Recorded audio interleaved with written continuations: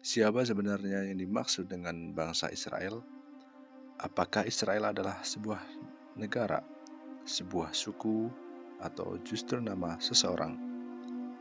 Sebuah sumber menjelaskan bahwa kata Israel pada awalnya bukanlah nama negara. Israel adalah gelar yang diberikan kepada Nabi Yakub, putra Nabi Ishak, dan cucu Nabi Ibrahim. Dari Nabi Yakub inilah lahir 12 orang putra yang kemudian dikenal sebagai 12 suku Israel. Masing-masing putra Yakub menjadi leluhur sebuah suku. Di antaranya adalah Yehuda, Yusuf, Benyamin, Lewi, dan Naftali, Gad, Asher, Issakhar, Zebulon, Ruben, dan Simeon. Selama berabad-abad, keturunan mereka berkembang menjadi kelompok-kelompok yang mendiami wilayah Kanaan, kawasan yang kini mencakup Israel, Palestina, dan sekitarnya. Pada masa awal, bangsa Israel bukanlah sebuah kerajaan yang bersatu. Mereka hidup sebagai kumpulan suku hingga kemudian dipersatukan di bawah kepemimpinan Raja Saul. Dilanjutkan oleh Raja Daud dan mencapai puncaknya pada masa Raja Sulaiman.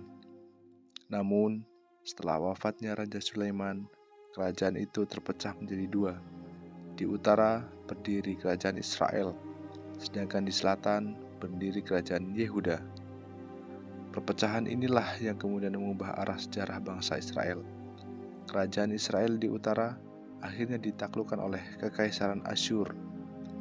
Banyak penduduknya tercerai-berai, sehingga muncul istilah 10 suku Israel yang hilang, yaitu kelompok-kelompok yang jejak sejarahnya tidak lagi dapat dipastikan.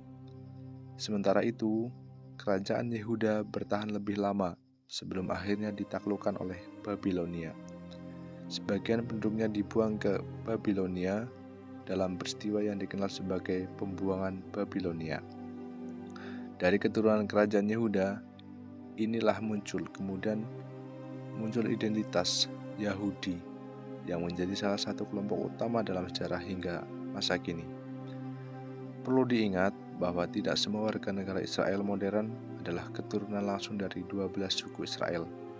Negara Israel saat ini merupakan negara modern dengan penduduk yang berasal dari berbagai latar belakang etnis dan wilayah diaspora Yahudi di seluruh dunia.